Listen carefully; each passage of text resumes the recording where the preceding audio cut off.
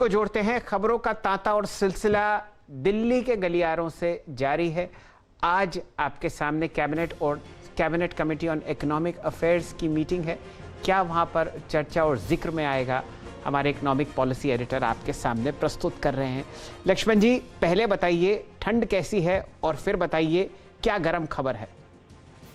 ठंड तो काफी ज्यादा है। यहाँ पे हर रोज जो न्यूनतम पारा है वो अपना रिकॉर्ड तोड़ता जा रहा है और स्थिति है कि सूरज के दर्शन करने को लोग तरस गए हैं।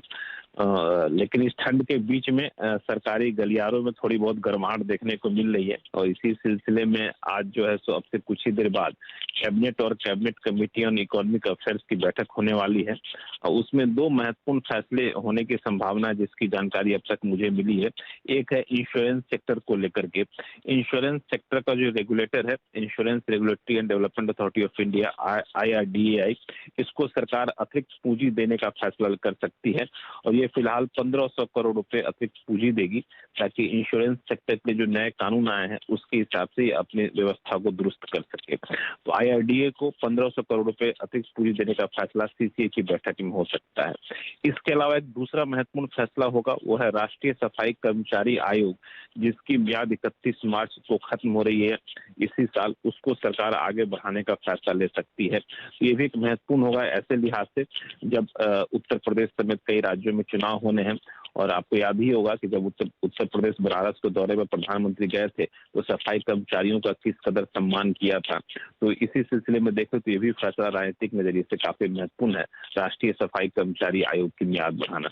और कुछ प्रस्ताव हो सकता है कि टेबल एजेंडा के तौर पर कैबिनेट की बैठक में आए और उसकी जानकारी जैसे मुझे मिलेगी मैं आप तक पहुंचाऊंगा।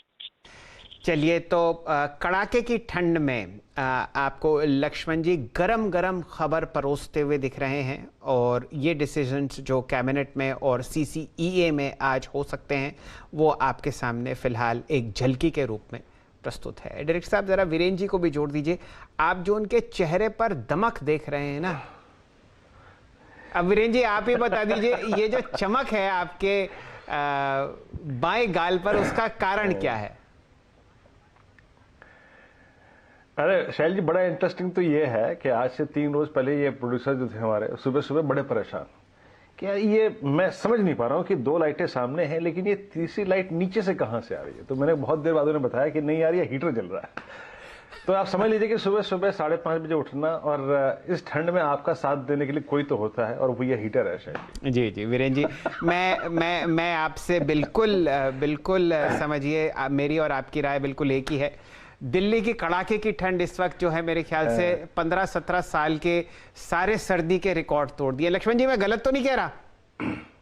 नहीं, बिल्कुल आप सही कह रहे हैं। यहाँ पे कई साल का रिकॉर्ड यहाँ पे ठंड तोड़ता जा रहा है और लग रहा था कि 14 जनवरी के बाद स्थिति बेहतर होगी जो आमतौर पर होती है, लेकिन इस बार तो वो भी नहीं हुआ और लोग बड़े ही क्या कहें कि ठंड से भी अब लोग डरने लगे। अब तो वो ओमिक्रॉन से डर रहे थे। तो ये जो कड़ाके की ठंड आपके सामने दिल्ली में चल रही है, नॉर्थ इंडिया में चल रही है, वीरेंद्र जी उसको हीटर के ज़रिए से झेल रहे हैं और काफ़ी टिप्पणी आपको मैकडॉवेल और यूनाइटेड ब्रूरीज के स्टॉक पर तो होती हुई दिखती है। लक्ष्मण जी आपके सामने खबरों का सिलसिला गर्म रखे हुए हैं और इसी से उनको गर्मी मिलती हुई। चलिए लक्ष्मण जी, इंतज़ार रहेगा CCEA का और कैबिनेट मीटिंग का और मुझे पूरा विश्वास है कि यही आपके सामने खबरें आती हुई दिखेंगी। फिलहाल निचले स्तरों से आपको रिकवरी आती हुई दिख रही है निफ्टी में। क्या ये डेड कैट बाउंस है, ये तो समय ही बताएगा, लेकिन आपको 18,036 का लेवल दिख रहा है फिलहाल इस इंडेक्स पर, 78 अंक नीचे। ध्यान दीजिए, जो दिन का लो था वो था फिलहाल आप समझिए 17,960 950 के आसपास। वीरेंद्र जी। जी, और थोड़ा सा देखिए, जो शब्द मुझे आज सुबह से इंप्रेस कर रहा है वो है न्यूट्रल। और अभी भी अगर देखिए निर्णायक अभी तक कोई डेटा आपके पास नहीं है, सर्कमस्टेंसेस ही निर्णायक नहीं है, लेकिन कुछ चार्ट चेक जारी हैं तो वो करने का क्रम जो है वो जारी रखते हैं। आपकी स्क्रीन पे जरा प्लीज आप एक बार DLF लेके आइएगा। DLF 406 पर डे हाई पर आने की कोशिश करता हुआ बैंक निफ्टी को देखकर मैं फिर भी थोड़ा सा अचंभित हूं।